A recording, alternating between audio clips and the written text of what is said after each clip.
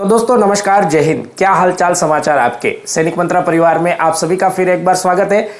आपके द्वारा पूछे गए सवालों के आंसर देने के लिए हम क्वेश्चन एंड आंसर सीरीज चलाते हैं, जिसमें आपके पूछे गए सवालों के जवाब देने की कोशिश करते हैं।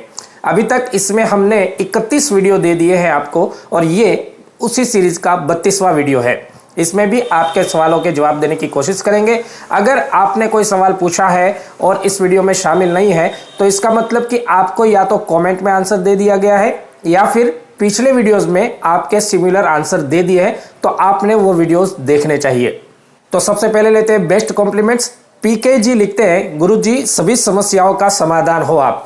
पीके जी, ये आपका सिर्फ बड़प्पन है। हम तो बस एक छोटी सी कोशिश कर रहे हैं, जिस वजह से हमारे फौजी भाइयों का कुछ भला हो सके, कुछ लाइफ में ग्रो कर सके, इस टाइप की कोशिश हमारी है। बाकी सब आपका बड़प्पन है और आप लोगों का सपोर्ट है सबसे ज़्यादा इम्पोर्टेंट, क्योंकि आज की जो हमारी नई जनरेशन है वो इन चीज़ों में बहुत ज़्यादा इंटरेस्ट ले रही है और बहुत ज़्यादा प्रोग्रेसिव भी है। तो आप सभी का बहुत बहुत शुक्रिया। राकेश कुमार जी लिखते हैं, सर आपकी दी हुई जानकारी बहुत अच्छी होती है, इसके लिए धन्यवाद। जय जवान जय किसान ये लिखते हैं, सर आप जैसे ब्रेव सोल्जर्स की वजह से बाकी सैनिकों में अवेयरनेस आ रही है, कीप इट अप। तो बस यही कोशिश हमारी चलती रहेगी। आप लोग बस सपोर्ट कीजिए और वीडियोस को ज़्यादा से ज़्यादा शेयर कीजिए, अपने भाइयों के साथ पहुंचाइए, ताकि हम एक नए रास्ते पर अपनी प्रगति की तरफ चल पाए। तो आइए लेते हैं पहला सवाल। नवजोत ठाकुर पूछते हैं, सर आर्मी पर्सन की अगर डेथ हो जाती है तो क्या उनकी मैरिड डॉटर को जॉब मिल सकती है क्या? उनकी डॉटर के हस्बैंड भी आर्मी में है और उनकी एक वाइफ और एक दूसरी डॉटर भी है। तो देखिए नवजोत जी, बात यहाँ पर ऐसी है कि अगर किसी एक सर्विसमैन की डेथ हो जाती है और उनकी डॉटर विडो है, तो उस कंडीशन में उनको पेंशन मिलने का एक प्रावधान है, लेकिन जॉब मिलने का कोई प्रावधान अभी तक नहीं है। और इस केस में तो उस डॉटर के हस्बैंड भी आर्मी में है, तो कोई भी प्रश्न नहीं उठता है। सरिता सिंह जी पूछते हैं, सर आर्मी ग्रेजुएशन सर्टिफिकेट के द्वारा क्या एलएलबी कर सकते हैं क्या? तो देखिए आर्मी ग्रेजुएशन सर्टिफिकेट जो है वो पूर्व सैनिकों को दूसरी इनिंग के लिए, अपना दूसरा जीवन के लिए एक गवर्नमेंट जॉब प्राप्त करने के लिए एक सुविधा दी गई है। इस सर्टिफिकेट के माध्यम से आप क्लास सी और क्लास डी की वैकेंसीज में अप्लाई कर सकते हैं। इसके लिए हमने डिटेल वीडियो बनाया हुआ है, जो आप सभी को देखना चाहिए। बहुत इंपॉर्टेंट वीडियो है। इस वजह से काफ़ी हमारे फौजी भाइयों को एक नई जॉब मिल सकती है, जिन्होंने कम एजुकेशन लिया हुआ है। लेकिन इस सर्टिफिकेट से आप अपनी फर्दर स्टडीज नहीं कर सकते, इसके लिए इस सर्टिफिकेट को ऑथराइज नहीं किया गया है। आर्मी लवर पूछते हैं, सर नॉर्मल होम लोन ले रखा है, अभी उसको शौर्य होम लोन में कन्वर्ट कर सकते हैं क्या? तो आर्मी लवर जी, बिल्कुल आपके पास अगर नॉर्मल होम लोन है और आप आर्मी पर्सनल हो, तो आप शौर्य होम लोन में उसको कन्वर्ट कर सकते हैं। शौर्य होम लोन में ब्याज का दर कम मिलता है, उसके साथ में और भी कई सारी ऐसी फैसिलिटीज़ है जो कि आम लोन में नहीं होती है। तो आप कन्वर्ट कर सकते हैं और आपको कन्वर्ट करना भी चाहिए। और शौर्य होम लोन से रिलेटेड हमने एक डिटेल वीडियो बनाया है, सभी फौजी भाइयों ने वो देखना चाहिए, चैनल पर है, इससे आप बहुत ज़्यादा फायदा ले सकते हो। प्रवीणा नई जी पूछते हैं, सर जो एलएमसी से पेंशन जाते हैं तो क्या वो बाद में पुलिस में अप्लाई कर सकते हैं? तो देखिए सबसे पहले तो मैं आपको यह क्लियर कर देना चाहता हूं कि स्टेट पुलिस जो होती है वो भी एक टाइप की स्टेट की, राज्य लेवल की एक पुलिस फोर्स मानी जाती है। तो इसमें जो कैटेगरी पर्सन, लो मेडिकल कैटेगरी पर्सन है, उनके लिए प्रावधान कम होता है। लेकिन किसी भर्ती में अगर विकलांग कोटे की वैकेंसी दी गई है और हमारे एक सर्विसमैन भाई जो कि एलएमसी है, उनके पास भी अगर डिसेबिलिटी सर्टिफिकेट है, विकलांग सर्टिफिकेट है, तो वो उसमें अप्लाई कर सकते हैं। और ज़्यादातर ये अलग अलग स्टेट्स में अलग अलग रूल्स है, तो स्टेट गवर्नमेंट के ऊपर भी डिपेंड करता है कि आपको वहाँ पर वैकेंसी मिलेगी या नहीं मिलेगी। शैलेश सिंह पूछते हैं, सर एडवांस डॉक्यूमेंट भेजने के बाद में कम्यूट कैंसिल कर सकते हैं क्या?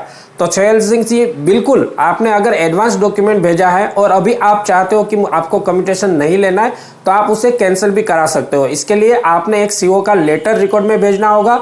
आपका जो कम्यूटेशन का फॉर्म आपके एडवांस डॉक्यूमेंट के साथ गया हुआ है, उसमें अमेंडमेंट करके आपने नो करके उसको भेजना होगा। और साथ में आपका एक जो टोटल मेडिकल होता है डॉक्यूमेंट के साथ में, वो मेडिकल भी आपको रीमेडिकल करके भेजना होगा। जेबी डांगी जी पूछते हैं, सर क्या सर्विस के लास्ट ईयर्स में कैटेगरी नहीं मिलता है?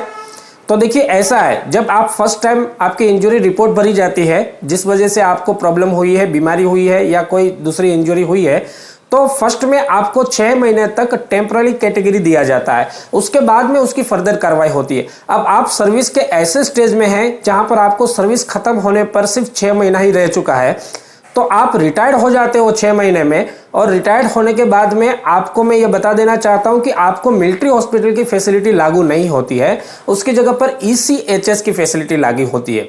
तो जाहिर सी बात है कि आपकी जो कैटेगरी से रिलेटेड प्रॉपर कार्रवाई है वो पूरी नहीं हो पाएगी। इस वजह से लास्ट ईयर में अगर इस टाइप की प्रॉब्लम आती है तो आपको कैटेगरी से वंचित रह जाना पड़ेगा।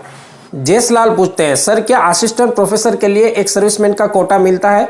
तो जयसलाल जी, असिस्टेंट प्रोफेसर के लिए भी एक सर्विसमैन का कोटा मिलता है। ये क्लास 1 में आता है और अलग अलग स्टेट में अलग अलग प्रावधान है। जैसे कि कुछ राज्य है वहां पर बहुत कम कोटा है, बिहार है तो वहां पर बिल्कुल कोटा नहीं है। इस टाइप से आपके स्टेट में कितना कोटा दिया जाता है, अगर कोटा दिया जा रहा है तो आपको एक सर्विसमैन का कोटा जरूर मिलेगा। सुजीत कुमार प्रसाद जी पूछते हैं, सर मैं 26 साल नौकरी करके पेंशन आ रहा हूँ, कोई परेशानी नहीं है, लेकिन मैं कम्यूट 50% लेना चाहता हूँ कॉमर्शियल प्लॉट लेने के लिए, तो क्या ये बेटर ऑप्शन होगा? तो सुजीत कुमार जी, बात ऐसी है, आप अगर कम्यूटेशन का डिसीजन ले रहे हैं और उसका उपयोग आपने कॉमर्शियल प्लॉट खरीदने के लिए करना है तो एक अच्छी बात है, लेकिन इससे पहले आपने इस चीज़ को गौर करना है कि कम्यूटेशन लेने के बाद में जो आपकी पेंशन रहेगी, उस पेंशन से आपके जो लाइफस्टाइल के खर्चे हैं वो उठ जाएंगे या नहीं।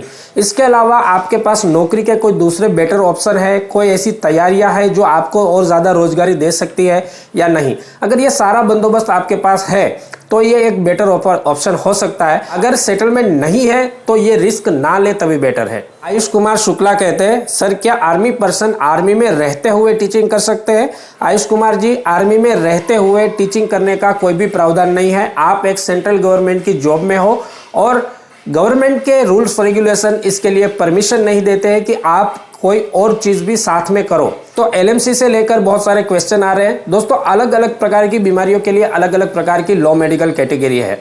चैनल पर हमने सभी प्रकार के अलग अलग वीडियो बना रखे हैं। इसमें मायने करता है कि किस टाइप की आपकी कैटेगरी है, आपकी सर्विस का स्टेज क्या है और आपके बोर्ड ने आपको क्या डिक्लेयर किया है। इन सब चीजों को मिलाकर जो परिणाम आते हैं उसके रिलेटेड हमने वीडियो बना रखे हैं। आप उन वीडियोस को देखिए, आपको कुछ भी पूछने की जरूरत नहीं पड़ेगी। एक हमारे प्यारे व्यूअर ने बताया है कि सर UEI कोर्स करने के बाद में हम टीचिंग में लग सकते हैं। कोर्ट ने यह फैसला दिया हुआ है कि UEI जो आर्मी का कोर्स है वो सिविल के JBT के समकक्ष माना जाएगा, लेकिन जहां भी आप स्टेट गवर्नमेंट की जॉब में अप्लाई करना चाहते हो तो वहां पर स्टेट गवर्नमेंट का अपना पर्सनल कुछ इंटरफेयर होता है।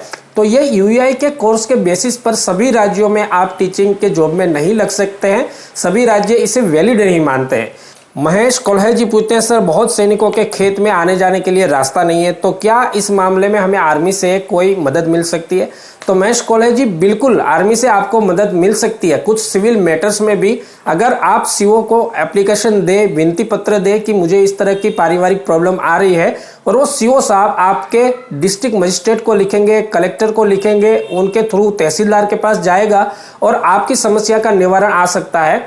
बात सिर्फ इतनी है कि आपके CO साहब कितना जबरदस्त एक्शन कर सकते हैं, उस हिसाब से आपको उतनी ज्यादा मदद मिल पाएगी। आर्मी में ऐसे बहुत सारे केस हैं जहां पर फौजी भाइयों के सिविल मैटर्स को, सिविल परेशानियों को आर्मी के थ्रू सुलझाया जाता है। ये पावर आर्मी के पास होता है। तो दोस्तों, क्वेश्चन एंड आंसर सीरीज के 32वें वीडियो में बस इतना ही। आपको ये वीडियो कैसा लगा लाइक करके जरूर बताइएगा, और भी आपके क्वेश्चन है तो कमेंट्स करके बताइएगा, और अपने दोस्तों के साथ इन वीडियोस को शेयर कीजिएगा ताकि हम ज्यादा से ज्यादा अपने फौजी भाइयों की मदद कर सके। इस वीडियो में बस इतना ही। बाकी हंसते रहिए, खुश रहिए, मस्त रहिए। नमस्कार, जय हिंद।